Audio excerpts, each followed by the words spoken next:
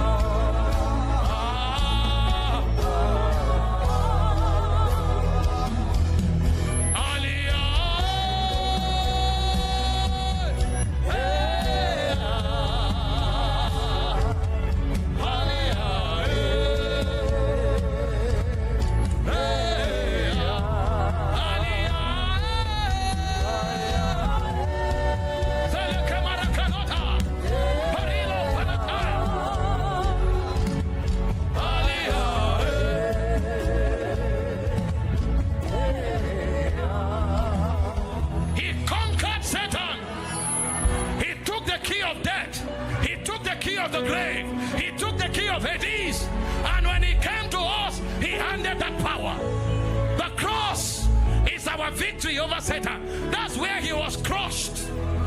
And guess what? He didn't stop there. He didn't stop there. You know what he did? He now transferred us from the kingdom of Satan to the kingdom of light.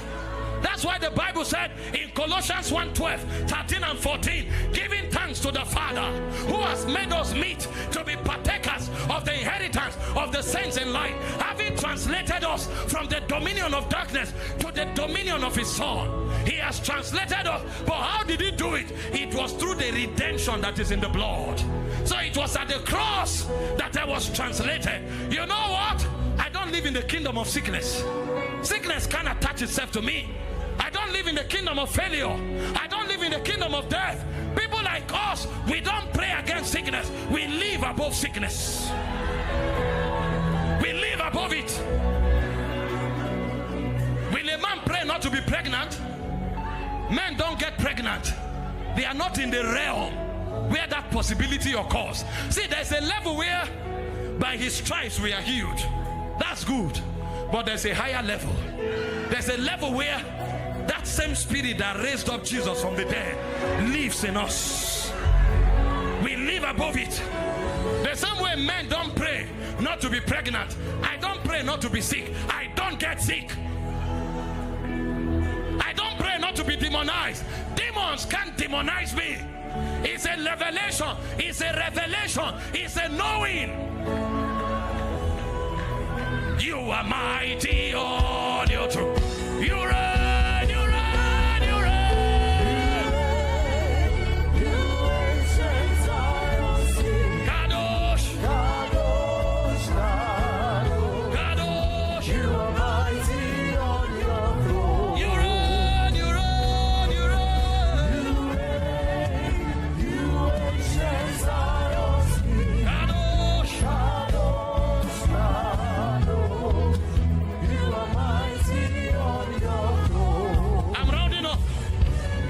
The cross is a message of mercy. The cross is a message of love. The cross is a message of power. And the cross is a message of wisdom. You know what Satan did? When they arrested Jesus, Satan was bouncing. We have gotten him. When they tried him, they were slapping him, spitting. Satan said, yes, we have gotten him. When they were flogging him, Satan was celebrating. He didn't know what was going on. He didn't have an idea. When they stabbed him, he didn't know. Jesus now helped them and said, Father, into your hands I commend my spirit. They didn't kill him. They didn't break him. He gave up the ghost. He commanded his departure. When he now entered Hades, all the demons ganged up. I thought you said you are son of God. I thought you were casting demons out. You were healing the sick. How did you come here? Jesus kept quiet. He didn't say anything. Day 1, day 2, day 3. It was day 3 that action began. Suddenly he stood up in the grave. And all the demons became shocked. When he stood up, he held this one. Igbo. He held this one. He collected the key of death, collected the key of Hades, and dismantled all of them. That was when Satan began to regret. If we knew, we would have allowed him on earth. As if that was not enough. When he came out, the life he had, he gave us. The name he had, he gave us. The power he had, he gave us. You know what happened? Satan was dealing with only him. Now he has multiplied. Satan was paid. I would have left him. I would have left him. I would have left him. Come on! Shout!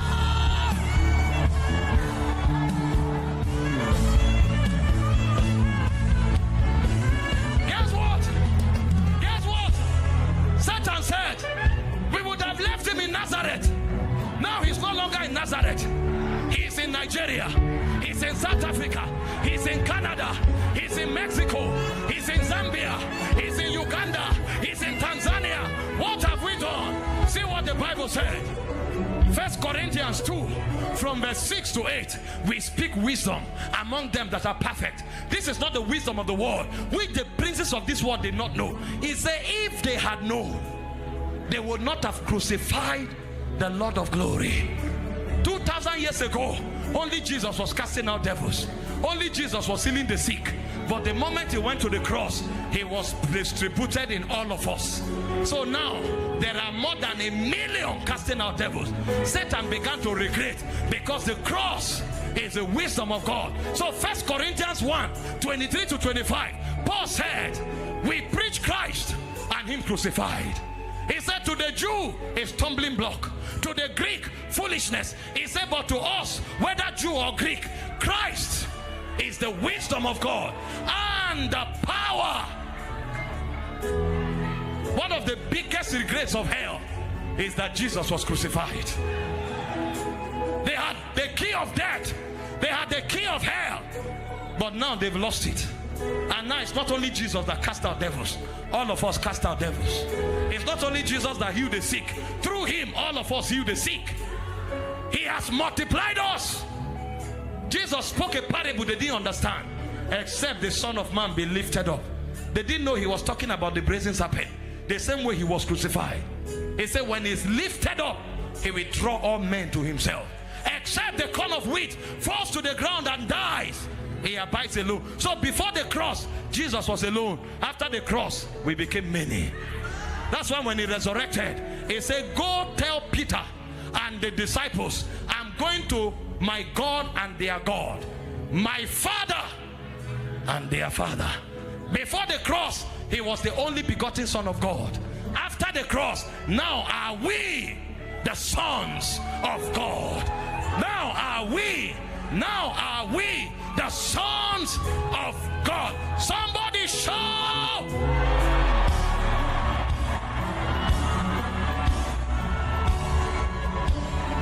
And finally, the message of the cross is the message of the grace of God.